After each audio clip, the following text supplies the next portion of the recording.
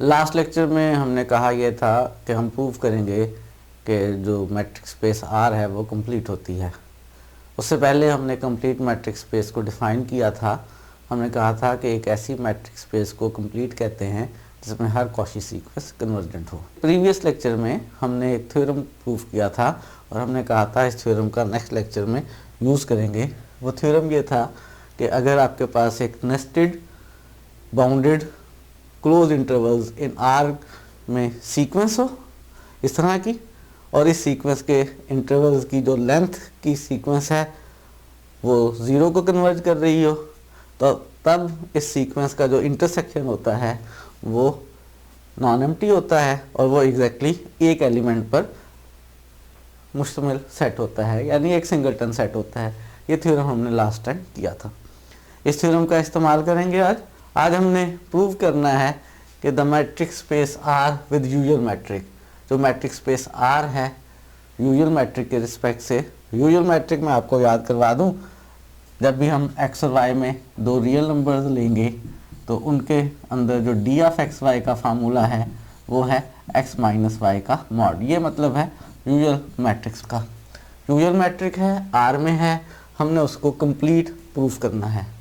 Complete proof करने के लिए हमने क्या करना है, हमने प्रूव करना है कि हर कॉची सीक्वेंस जो है वो कन्वर्जेंट है। तो हम कोई सी कॉची सीक्वेंस लेते हैं आर के अंदर और उसको कन्वर्जेंट प्रूफ करते हैं। तो प्रूफ स्टार्ट करते हैं जी। ले लेते हैं एक सीक्वेंस आर में जो कि कॉची है। तो हमने आर के अंदर एक कॉची सीक्वेंस ले ली है। इस कॉची सीक्वेंस का नाम हमने xn रखा है। कॉची सीक्वेंस याद करवा दूं कि कॉची सीक्वेंस क्या होती है। हम एक सीक्वेंस को कॉची सीक्वेंस कहते हैं किसी भी मैट्रिक्स स्पेस के अंदर अगर हर पॉजिटिव एप्सिलॉन के लिए आपको एक नेचुरल नंबर मिल जाए कि जो सीक्वेंस की टर्म्स का नंबर n नॉट से ग्रेटर और इक्वल है, उनका जो d है वो एप्सिलॉन से लेस है, यानी सीक्वेंस की टर्म्स आपस में करीब हो जाती हैं। हमने कहा है कि xn एक कॉची सीक्वेंस है, तो इसमें हर एप्सिलॉन के लिए हमें मिलेगा एक नेचुरल नंबर n के उस नेचुरल नंबर से बड़े नंबर वाली जो सीक्वेंस की टर्म्स होंगी उनका d एप्सिलॉन से लेस आएगा। ये कॉची सीक्वेंस की वजह से है। क्योंकि मुझे यहाँ पर प्रूव ये करना है कि ये कन्वर्जेंट सीक्वेंस है, ये जो कॉची सीक्वेंस है ये कन्वर्जेंट सीक्वेंस है, मैं इसके लिए इसके अंदर एक सब सीक्वेंस ढूंढूंगा जो कन्वर्जेंट हो। क्यों सब सीक्वेंस ढूंढूंगा? इसलिए सब सीक्वेंस ढूंढूंगा कि हमने एक थ्योरम किया था कि एक मैट्रिक्स स्पेस में एक कॉची सीक्वेंस कन्वर्जेंट होती है if and only if it has a convergent सब सीक्वेंस। अगर कोई मैट्रिक्स स्पेस हो उसमें कोई कॉची सीक्वेंस ली जाए, कॉची सीक्वेंस कन्वर्जेंट होगी अगर उसकी आपको एक कन्वर्जेंट सब सीक्वेंस मिल जाए। तो यहाँ पर प्रूव ये करना है कि ये कॉची सीक्वेंस कन्वर्जेंट है। मैं इस कॉची सीक्वेंस को कन्वर्जेंट प्रूव करने के लिए इसकी एक सब सीक्वेंस ढूंढूंगा जो कन्वर्जेंट हो। वो सब सीक्वेंस मैं कैसे ढूंढूंगा? मैं उसके लिए एप्सिलॉन की स्पेसिफिक वैल्यूज लूंगा। हर एप्सिलॉन पॉजिटिव के लिए कॉची सीक्वेंस की कंडीशन सेटिस्फाई हो रही है, तो मैं स्पेसिफिक एप्सिलॉन लेने लगा हूँ। सबसे पहले मैं एप्सिलॉन 1/2 लेने लगा हूँ। 1/2 रियल नंबर है, 1/2 पॉजिटिव है। हमें मिलेगा देयर एग्जिस्ट एक नेचुरल नंबर, उसके लिए नाम रख लेते हैं एन नॉट का, सच दैट क्या कंडीशन होगी कि जो सीक्वेंस की टर्म्स हैं जिनका नंबर m और n नॉट से ग्रेटर और इक्वल है, उनका d जो है वो हमेशा इस एप्सिलॉन से लेस है। d जो है यहाँ पर रियल मैट्रिक्स स्पेस है। d मैंने अभी डिफाइन कर दिया कि मॉडुलस से डिनोट होगा, यानी xm माइनस xn का मॉडुलस जो है वो लेस है 1/2 से। एक natural number n not exist करेगा हर एप्सिलॉन के लिए। मैंने एक स्पेसिफिक एप्सिलॉन लिया है, मैंने एप्सिलॉन 1/2 लिया है। 1/2 के लिए भी एक नेचुरल नंबर एग्जिस्ट करेगा, उस नेचुरल नंबर का नाम मैंने n नॉट रख दिया है। जब हम कहते हैं कि एग्जिस्ट करेगा तो इस तरह के बहुत सारे नेचुरल नंबर्स आपको मिल सकते हैं। अगर बहुत सारे नेचुरल नंबर्स मिल सकते हैं और हमें पता है कि नेचुरल नंबर्स के सबसेट में हमेशा स्मॉलेस्ट एलिमेंट भी मिल जाता है, इसका मतलब होगा कि हमें एक स्मॉलेस्ट नंबर एन नॉट भी मिलेगा, जिसके लिए ये कंडीशन होल्ड करेगी। तो यहाँ पर ये जो देयर एग्जिस्ट एन नॉट है, ये मैं उनमें से स्मॉलेस्ट वाला ले लेता हूँ। ये जो देयर एग्जिस्ट एन नॉट है वो कौन सा है, स्मॉलेस्ट ऐसा नंबर है।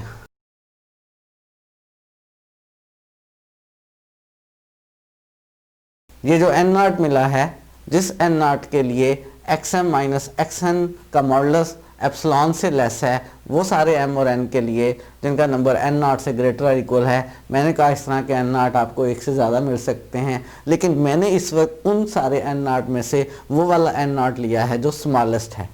और मैंने कहा नेचुरल नंबर्स के सबसेट में से आप स्मॉलेस्ट नंबर ले सकते हैं। हर नेचुरल नंबर के सबसेट का स्मॉलेस्ट नंबर एग्जिस्ट करता है। तो ये भी नेचुरल नंबर्स का सबसेट होगा जिसमें एन नॉट्स आपको मिलेंगे, एक या एक से ज़्यादा मिलेंगे। उनमें से मैंने स्मॉलेस्ट वाले को इस वक्त स्पेशली एन नॉट कहा है।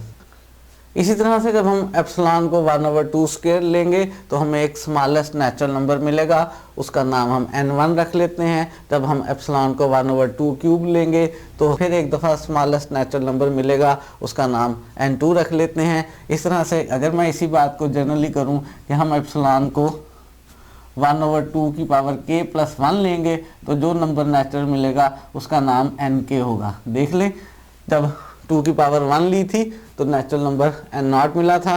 2 स्क्वायर में नेचुरल नंबर का नाम हमने n1 रखा है, 2 क्यूब में n2 रखा है। तो एप्सिलॉन 1/2 की पावर k + 1 में नेचुरल नंबर nk मिलेगा, जो इस कंडीशन को सेटिस्फाई करेगा। इसी बात को लिख लेते हैं।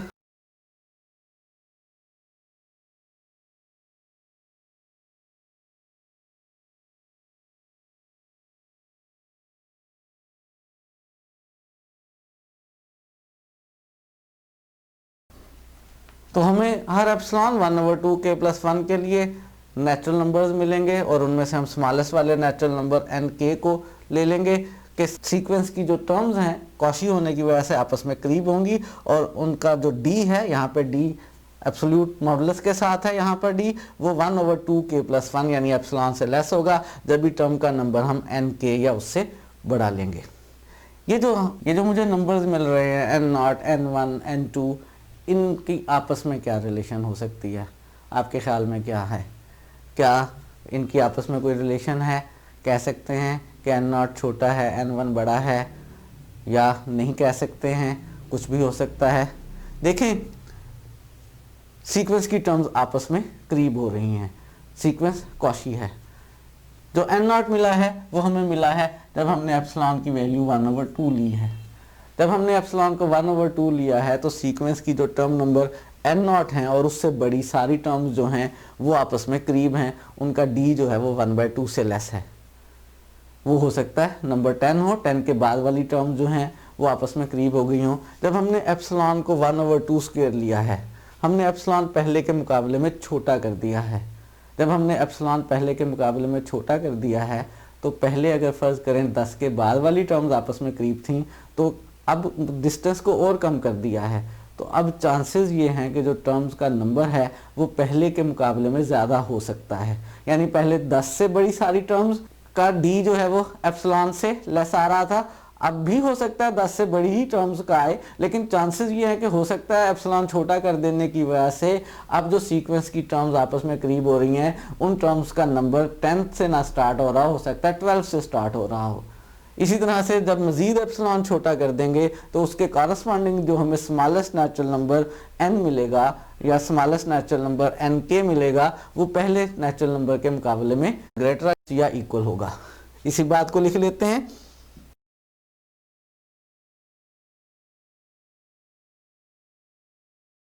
ऑब्वियसली n0 लेस होगा, n1 ग्रेटर इक्वल होगा, n2 उससे ग्रेटर इक्वल होगा और सो ऑन।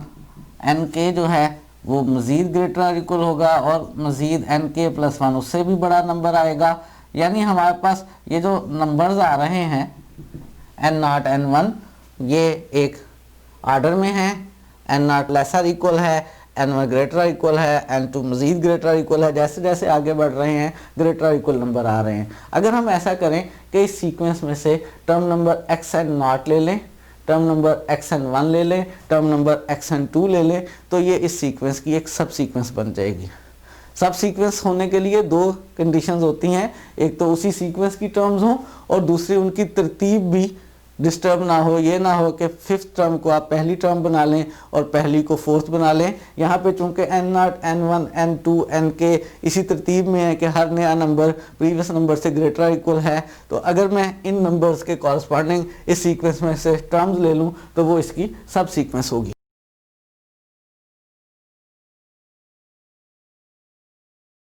तो हमने xn के जो है वो xn की सब सीक्वेंस बना ली है।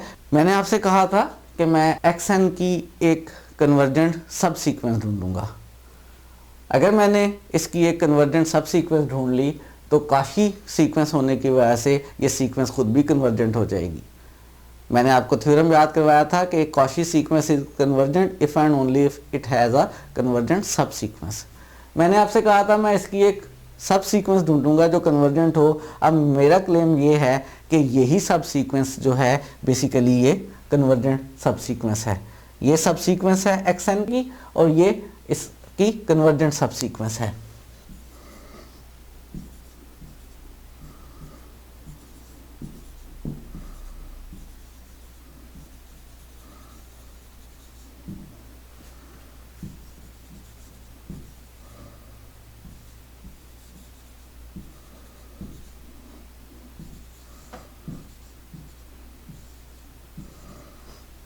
तो अब मेरा ये क्लेम है, मैं ये प्रूव करूंगा कि xn के ये जो मैंने सब सीक्वेंस बनाई है ये xn की सब सीक्वेंस एक कन्वर्जेंट सब सीक्वेंस है। तो इसको कन्वर्जेंट होना प्रूव करते हैं। मैं एक सीक्वेंस बना रहा हूँ क्लोज्ड इंटरवल्स की I1 जिसमें xn1 माइनस 1/2 से xn1 प्लस 1/2 है, I2 xn2 माइनस 1/2 स्क्वेयर से xn2 प्लस 1/2 स्क्वेयर तक है। गैस कर सकते हैं I3 जो होगा वो xn3 माइनस 1/2 क्यूब से लेकर xn3 प्लस 1/2 क्यूब तक होगा। और जनरली हमारे पास जो ik होगा वो xnk माइनस 1/2 पावर k से लेकर xnk प्लस 1/2 पावर k तक होगा। ये मैंने सीक्वेंस बनाई है क्लोज्ड इंटरवल्स की, k की वैल्यू 1, 2, 3 से लेकर सो ऑन। मैं साबित ये करूँगा कि ये जो सीक्वेंस मैंने बनाई है, जो मैंने सब सीक्वेंस के एलिमेंट्स xn1, xn2, xn3 वगैरह और उनके कॉरस्पॉन्डिंगली जो मैंने एप्सिलॉन लिए हैं, उन एप्सिलॉन की मदद से मैंने ये इंटरवल्स की सीक्वेंस बनाई है। मैं प्रूव ये करूँगा कि ये जो सीक्वेंस है ये एक नेस्टेड सीक्वेंस है, यानी इस सीक्वेंस का हर नेक्स्ट सेट जो है वो प्रीवियस सेट का सबसेट है।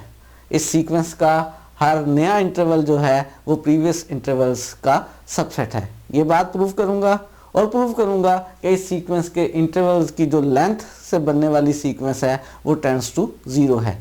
अगर मैं ये दो बातें प्रूव कर लूँगा, एक इसको नेस्टेड सीक्वेंस प्रूव कर लूँगा यानी ik+1 को ik का सबसेट प्रूव कर लूँगा, और दूसरा प्रूव कर लूँगा कि इनके इंटरवल्स की लेंथ से बनने वाली सीक्वेंस जो है अगर वो टेंड्स टू 0 है तो इस सारी सीक्वेंस का जो इंटरसेक्शन आएगा वो एक सिंगलटन सेट आएगा। और मैं प्रूव ये करूँगा कि ये वाली सब सीक्वेंस जो है उसी सिंगलटन सेट में मौजूद एलिमेंट को कन्वर्ज कर रही है। तो अब मैं ये प्रूव करने लगा हूँ कि ये जो सीक्वेंस बनाई है मैंने क्लोज इंटरवल्स की, ये एक नेस्टेड सीक्वेंस है।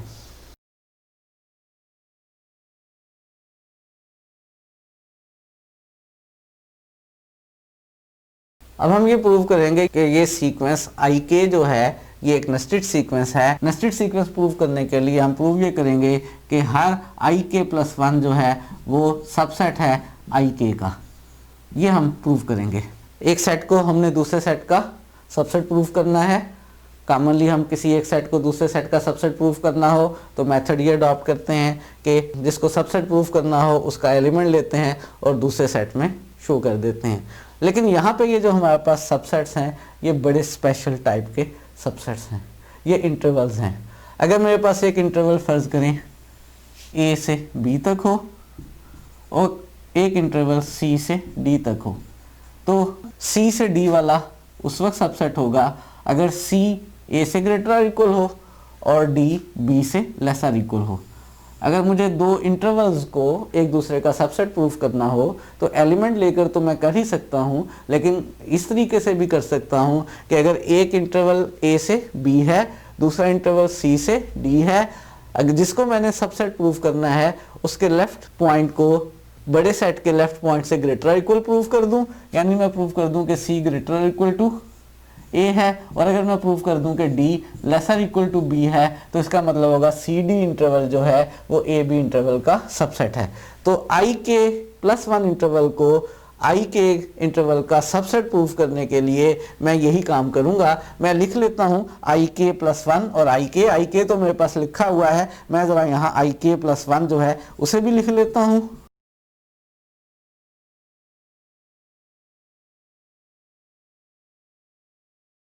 ये इंटरवल आई के प्लस वन है और इस इंटरवल आई के प्लस वन को मैंने आई के का सबसेट प्रूफ करना है। उसके लिए मैंने प्रूफ ये करना है कि ये लेफ्ट वाला एलिमेंट इस लेफ्ट वाले एलिमेंट से ग्रेटर और इक्वल है, ये राइट वाला एलिमेंट इस राइट वाले एलिमेंट से लेस और इक्वल है। अगर ये बातें प्रूफ कर दूंगा तो प्रूफ हो जाएगा। तो मुझे आई के प्लस वन को आई के का सबसेट प्रूफ करने के लिए इस नंबर को इससे बड़ा और इस नंबर को इससे छोटा प्रूफ करना है।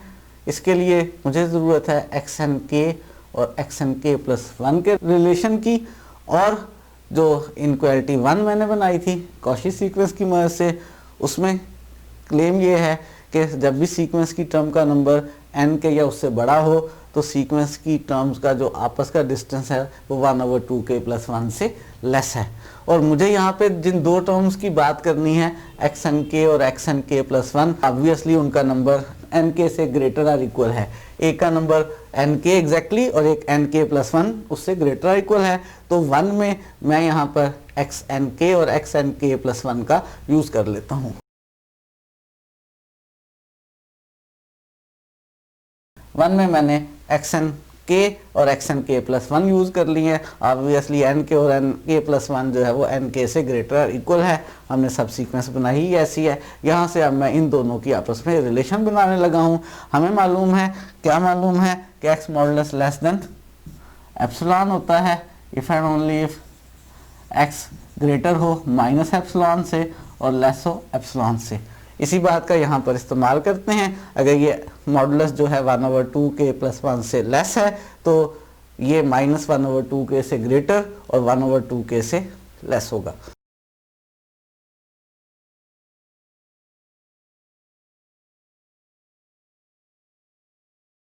तो मैंने मॉडुलस की प्रॉपर्टी का इस्तेमाल कर लिया है। एक्स एन के plus one minus X N के 1/2k प्लस 1 से लेस है और -1/2k प्लस 1 से ग्रेटर है।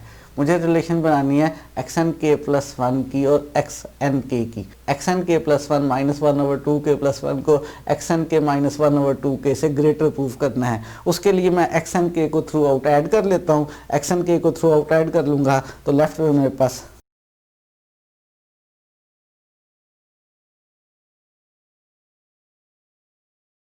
मैंने एक्स एन के को थ्रू आउट ऐड कर लिया है। इसको मैं नंबर 2 कह लेता हूँ और इसकी लेफ्ट इनक्वालिटी को यूज़ करके मैं इस नंबर को इससे ग्रेटर प्रूफ करता हूँ। लेफ्ट इनक्वालिटी को यूज़ करता हूँ मैं।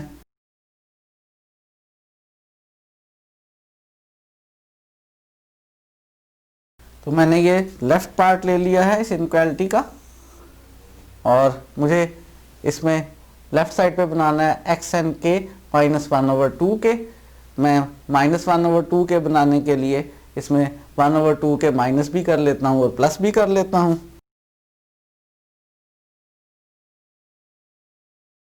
और पहले से मौजूद है -1/2k प्लस 1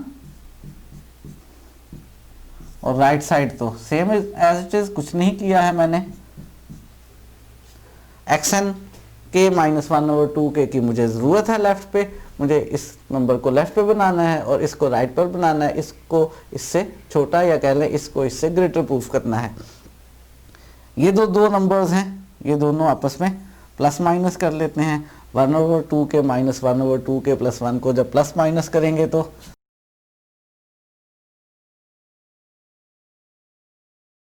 एक्स एन के -1/2k as it is in दोनों को मैंने प्लस माइनस किया तो ये बन गया प्लस का 1/2k + 1, right side as it is xnk + 1। अब इस 1/2k + 1 को राइट साइड पर ले जाते हैं तो वही रिजल्ट बन जाएगा जो हम बनाना चाहते हैं। लेफ्ट साइड पे xnk - 1/2k रह जाएगा और ये राइट पर जाकर माइनस का हो जाएगा। हम यही बनाना चाहते थे कि इसका लेफ्ट एंड पॉइंट जो है वो इसके लेफ्ट हैंड पॉइंट से ग्रेटर इक्वल करना चाहते थे। ये काम हमने कर लिया है, इसको कोई नंबर कर लेते हैं और इसका हम यूज़ करेंगे। अब हम इनइक्वालिटी नंबर 2 कंसिडर करते हैं इतने हिस्से को और इसकी मदद से प्रूव ये करेंगे कि ik + 1 का जो राइट हैंड पॉइंट है वो ik के राइट हैंड पॉइंट से लेस है।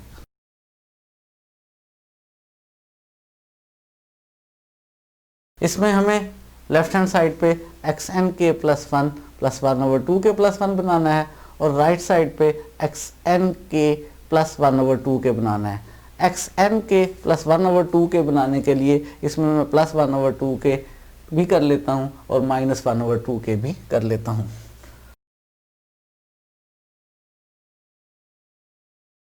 तो राइट हैंड साइड में मैंने 1/2k प्लस और माइनस कर लिया है, ये एज इट इज़, ये एज इट इज़ और लेफ्ट हैंड साइड भी एज इट इज़। मुझे राइट हैंड साइड पे ये एक्सप्रेशन चाहिए और इन दोनों को प्लस माइनस कर लेते हैं।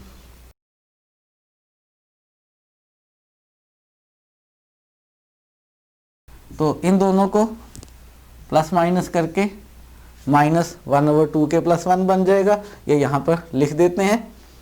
तो राइट साइड पर यहाँ इन दो की जगह -1/2k + 1 लिख देते हैं।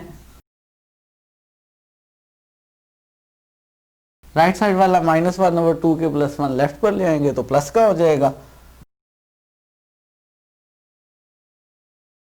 तो हमने प्रूव ये कर लिया है कि ik + 1 इंटरवल का जो राइट हैंड पॉइंट है वो ik इंटरवल के राइट हैंड पॉइंट से लेसर इक्वल है। इसको नंबर कर लेते हैं।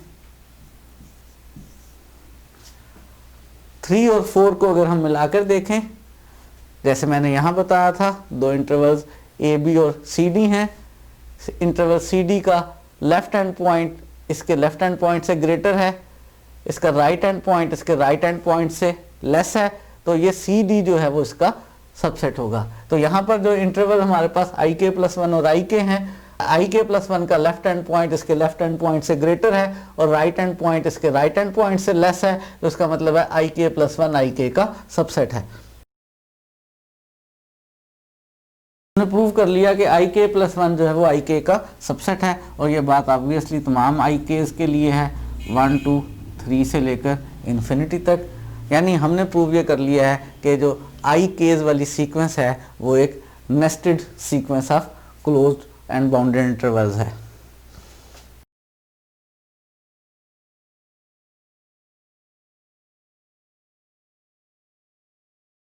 तो सीक्वेंस ik जो है वो नेस्टेड सीक्वेंस है क्लोज्ड और बाउंडेड इंटरवल्स की।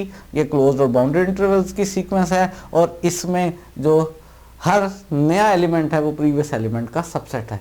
एक बात और प्रूव करनी है कि इसके इंटरवल्स की जो लेंथ है वो टेंड्स टू 0 है। इस ik इंटरवल्स की लेंथ निकालते हैं और उसको टेंड्स टू 0 प्रूव करते हैं।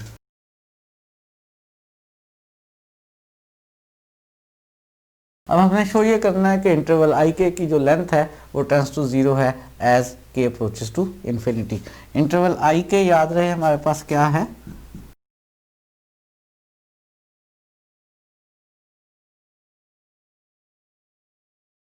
ये इंटरवल ik है और मुझे इसकी लेंथ कैलकुलेट करना है। इसकी लेंथ कैलकुलेट करता हूँ। किसी भी इंटरवल की लेंथ कैसे कैलकुलेट होती है, सेकंड पॉइंट में से फर्स्ट पॉइंट को माइनस कर लेते हैं।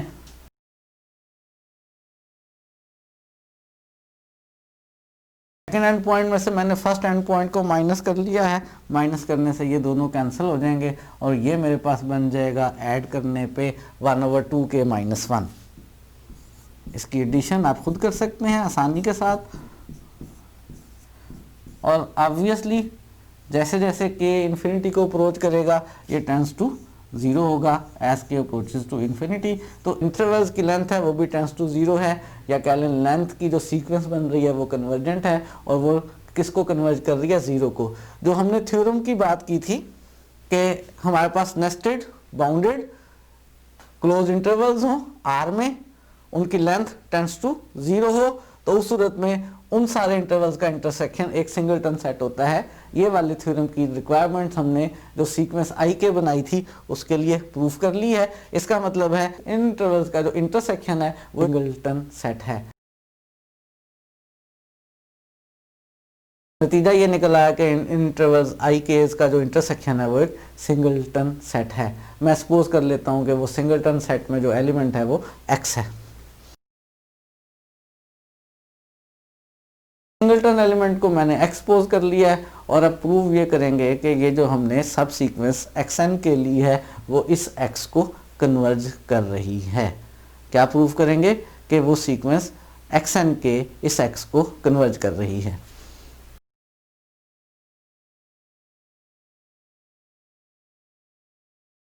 अब हम प्रूव ये करेंगे कि xn के जो है वो x को कन्वर्ज कर रही है। हमारे पास जो x है वो इंटरसेक्शन में होने का मतलब है हर आई के में है। आई के का मतलब है जो x है वो हर आई के में है, और किसी भी क्लोज इंटरवल में होने का मतलब होता है कि उसके लेफ्ट एंड पॉइंट से ग्रेटर इक्वल है और राइट एंड पॉइंट से लेसर इक्वल है।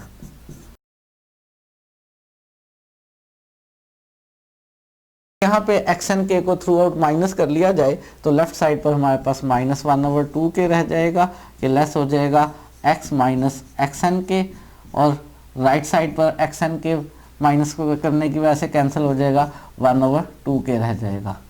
हमारे पास x माइनस xn के एक नंबर 1/2 के और -1/2 के दरमियान है, और इसका क्या मतलब हुआ, इसका मतलब हमने पहले भी इसको यूज़ किया था। इसका मतलब है x माइनस xn के का जो मॉडुलस है वो लेस आर इक्वल टू 1/2 के है, और चूँकि 1/2 के जो है वो कन्वर्ट कर रहा है 0 को एज के अप्रोचेस टू इन्फिनिटी, तो इसका मतलब हुआ हमारी xn के x को कन्वर्ट कर रही है।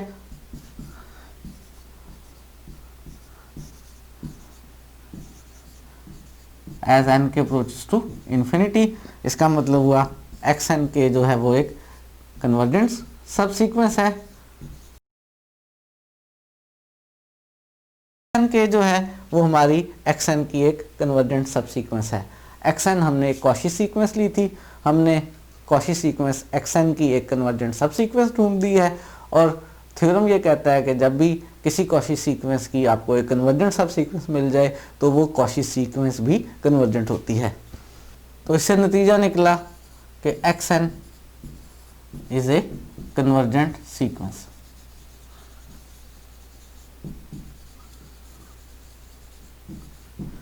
xn एक कन्वर्जेंट सीक्वेंस है, और अगर xn कन्वर्जेंट सीक्वेंस है तो यही तो हम प्रूव करना चाहते थे। प्रूव हो गया कि R कैसी मैट्रिक्स स्पेस है, प्रूव हो गया कि R is a complete matrix space. Prove कर लिया है कि जो R मैट्रिक्स स्पेस है विद यूजुअल मैट्रिक वो एक कंप्लीट मैट्रिक्स स्पेस है। हम लास्ट में जल्दी से थ्योरम का एक ओवरव्यू कर लेते हैं। हमें प्रूव ये करना था कि जो मैट्रिक्स स्पेस R है यूजुअल मैट्रिक के साथ वो कंप्लीट मैट्रिक्स स्पेस है। इसके लिए हमें प्रूव ये करना था कि R में हर कॉशी सीक्वेंस कन्वर्जेंट है। हमने R में एक कॉशी सीक्वेंस xn ले ली, इसको प्रूव करना है कि ये कन्वर्जेंट है। इसके लिए हमने कहा कि हम इस थ्योरम का इस्तेमाल करेंगे कि Cauchy sequence is convergent if and only if it has a convergent सब सीक्वेंस। हमने कहा हम इसकी एक कन्वर्जेंट सब सीक्वेंस ढूंढेंगे, और ढूंढनी लाजिम बात है, इसके कॉशी होने की वजह से है। तो अगर ये कॉशी है तो कॉशी सीक्वेंस के लिए क्या होता है कि हर एप्सिलॉन के लिए हमें एक नेचुरल नंबर n0 मिलता है कि सीक्वेंस की टर्म्स का जो d होता है वो एप्सिलॉन से लेस होता है जब भी सीक्वेंस की टर्म्स का नंबर n0 हो या उससे ग्रेटर हो। ये बात हर पॉजिटिव एप्सिलॉन के लिए होल्ड करती है। हमने कहा ये बात एप्सिलॉन 1/2 के लिए भी होल्ड करेगी। हमें एक नेचुरल नंबर n0 मिलेगा कि सीक्वेंस की टर्म्स का नंबर जब भी n0 से ग्रेटर और इक्वल होगा उनका जो d है वो एप्सिलॉन से लेस होगा, और यहाँ पे d जो है वो मॉडुलस की शक्ल में है। जो नेचुरल नंबर हमें n0 मिलता है वो हम एक से ज़्यादा भी ले सकते हैं, लेकिन कम से कम एक ज़रूर मिलता है। इस तरह के बहुत सारे नेचुरल नंबर्स मिल सकते हैं। उन नेचुरल नंबर्स में से सबसे छोटा भी कोई ना कोई होगा। क्योंकि हमें मालूम है कि नेचुरल नंबर्स के हर सबसेट का स्मॉलेस्ट एलिमेंट होता है। वो जो उनमें से सबसे छोटा वाला है ना, उसका नाम हमने n नॉट रख लिया है। एप्सिलॉन 1/2 के लिए जो नेचुरल नंबर मिलना तो था, हमने उनमें से जो बहुत सारे मिल सकते थे उनमें से स्मॉलेस्ट का नंबर हमने n नॉट रख दिया है, और हमने कहा है कि n नॉट हमारा स्मॉलेस्ट नंबर है और xm माइनस xn एप्सिलॉन यानी 1/2 से लेस हैं जब भी हमारी m और n जो है वो n नॉट से ग्रेटर इक्वल हो। हमने कहा एप्सिलॉन को अगर हम 1/2 स्क्वायर ले लें तब भी एक नंबर मिलेगा, वो n1 होगा। एप्सिलॉन को 1/2 क्यूब ले लें, एक नंबर मिलेगा, वो n2 होगा। जनरली अगर हम एप्सिलॉन को 1/2 के प्लस 1 ले लें तो एक स्मॉलेस्ट नेचुरल नंबर n के मिलेगा। ये स्मॉलेस्ट नेचुरल नंबर होगा कि सीक्वेंस की टर्म्स का जो d है वो 1/2 के प्लस 1 एप्सिलॉन से लेस होगा जब भी उनका नंबर n के उससे ग्रेटर और इक्वल हो। ये जो नंबर्स हमें n0, n1, n2 मिले हैं, क्योंकि हर दफ़ा एप्सिलॉन पहले से छोटा होता जा रहा है तो ऑब्वियसली इन नंबर्स में रिलेशन ये है कि ये नंबर्स हर दफ़ा नया नंबर जो मिलेगा या प्रीवियस के इक्वल होगा या उससे ग्रेटर होगा। n0 लेस होगा, n1 ग्रेटर इक्वल होगा, n2 मज़ीद ग्रेटर इक्वल होगा और सो ऑन। इसका मतलब है ये जो n0, n1, n2 है ये एक इंक्रीजिंग सीक्वेंस बन रही है। अगर हम इस सीक्वेंस xn में से टर्म्स ले लें xn0, xn1, xn2 तो ये इसकी एक सब सीक्वेंस होगी। क्यों होगी सब सीक्वेंस? सब सीक्वेंस के लिए दो कंडीशन होनी चाहिए, एक तो उसी सीक्वेंस की टर्म्स होनी चाहिए और दूसरे उनकी तरतीब भी वही होनी चाहिए। तरतीब वही इस वजह से है क्योंकि n0 लेसर इक्वल है n1 से, लेसर इक्वल है n2 से, तो हमें एक xn के सब सीक्वेंस मिल गई है xn की। अब मेरा क्लेम ये है यही सब सीक्वेंस जो है वो कन्वर्जेंट है। किसको कन्वर्ज कर रही है? उसके लिए फिर हमने किया ये कि नए इंटरवल्स बनाए जिनमें हमने इस्तेमाल किया सब सीक्वेंस की इन टर्म्स का और उनके कॉरस्पॉन्डिंग जो हमने एप्सिलॉन लिए थे। इंटरवल I1 बनाया x1 माइनस 1/2 से लेकर x1 प्लस 1/2 तक। इसी तरह I2 बनाया, जनरली हमने इंटरवल IK बनाया xnk माइनस 1/2k से लेकर xnk प्लस 1/2k तक। अब हमारा क्लेम ये था कि ये जो इंटरवल्स की हमने सीक्वेंस बनाई है ये एक नेस्टेड सीक्वेंस है, यानी सीक्वेंस का हर नया एलिमेंट जो है वो प्रीवियस एलिमेंट का सबसेट है। उसके लिए हमने प्रूव ये करना था कि जो IK प्लस 1 है वो IK का सबसेट है। कॉमनली किसी एक सेट को दूसरे का सबसेट प्रूव करने के लिए हम मेथड तो ये अडॉप्ट करते हैं कि जिसको सबसेट प्रूव करना हो उसका एलिमेंट लेकर दूसरे सेट में शो करते हैं। लेकिन यहाँ पे चूंकि ये ख़ास बात थी, दो इंटरवल्स थे और दो इंटरवल्स अगर इस शेप में हों AB और CD दो इंटरवल्स हैं तो आप देख सकते हैं CD उस वक्त सबसेट होगा जब C जो है वो A से ग्रेटर इक्वल हो और D B से लेसर इक्वल हो। यानी जिस इंटरवल को सबसेट शो करना है उसका लेफ्ट एंड पॉइंट दूसरे के लेफ्ट पॉइंट से ग्रेटर इक्वल हो और राइट एंड पॉइंट दूसरे के राइट एंड पॉइंट से लेसर इक्वल हो। हमने IK प्लस 1 को IK का सबसेट शो करना है तो IK प्लस 1 का जो लेफ्ट एंड पॉइंट है वो इसके लेफ्ट एंड पॉइंट से ग्रेटर इक्वल होना चाहिए और राइट एंड पॉइंट से लेसर इक्वल होना चाहिए। उसके लिए इस्तेमाल हमने किस चीज़ का किया? इस्तेमाल तो इसी चीज़ का किया, हमारी जो सीक्वेंस xn है वो कॉची सीक्वेंस है और उस सीक्वेंस की टर्म्स का नंबर n के या उससे ग्रेटर इक्वल लेते हैं तो उनका डिफरेंस जो है वो 1/2k प्लस 1 से लेस रहता है। ऑब्वियसली नंबर nk और nk प्लस 1 जो है वो nk से ग्रेटर इक्वल हैं, तो बाय 1 जो इनक्वालिटी थी उसका इस्तेमाल करते हुए इनका d जो है वो 1/2k प्लस 1 से लेस है। मॉडुलस की हमने बेसिक प्रॉपर्टी यूज़ की और फिर हमने लेफ्ट पार्ट को लेकर और राइट पार्ट को लेकर सिंप्लीफाई करके प्रूव कर दिया कि IK प्लस 1 का लेफ्ट एंड पॉइंट IK के लेफ्ट एंड पॉइंट से ग्रेटर है और IK प्लस 1 का राइट एंड पॉइंट IK के राइट एंड पॉइंट से लेस है। ये हमने लेफ्ट एंड पॉइंट को IK प्लस 1 के IK के लेफ्ट एंड पॉइंट से ग्रेटर प्रूव कर दिया, IK प्लस 1 के राइट एंड पॉइंट को IK के राइट एंड पॉइंट से लेस प्रूव कर दिया, तो प्रूव हो गया कि IK प्लस 1 IK का सबसेट है। यानी प्रूव ये हो गया कि ये जो IK सीक्वेंस है क्लोज्ड और बाउंडेड इंटरवल्स की ये एक नेस्टेड सीक्वेंस है। अगर हम एक और बात प्रूव कर दें कि इन इंटरवल्स की जो लेंथ है वो टेंड्स टू 0 है तो थ्योरम के मुताबिक इन सब के इंटरसेक्शन में एक सिंगलटन पॉइंट आएगा। उसके बाद हमने इंटरवल IK की लेंथ कैलकुलेट की, वो 1/2k माइनस 1 आई और ऑब्वियसली जैसे जैसे k बढ़ता जाएगा ये टेंड्स टू 0 होगी, यानी इन इंटरवल्स की जो लेंथ है वो टेंड्स टू 0 है। थ्योरम की दो कंडीशंस थी कि नेस्टेड सीक्वेंस हो और इंटरवल्स की लेंथ जो है वो टेंड्स टू 0 हो। दोनों कंडीशन पूरी हो गई हैं। इसका मतलब है इस सीक्वेंस का इंटरसेक्शन जो है वो सिर्फ एक एलिमेंट पर कंसिस्ट कर रहा है, सिंगल एलिमेंट वाला सेट है। हमने उस सिंगल एलिमेंट का नाम x रख लिया।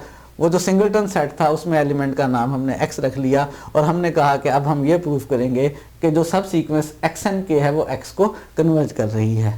x चूंकि हर इंटरवल में है, इंटरवल में मौजूद होने का मतलब है लेफ्ट हैंड पॉइंट से ग्रेटर इक्वल और राइट हैंड पॉइंट से लेसर इक्वल है। उसके लिए xnk फिर हमने दोनों साइडों पर ऐड कर लिया, फिर मॉडुलस की प्रॉपर्टी यूज की और प्रूव हो गया कि x minus xnk lesser equal to 1/2k है।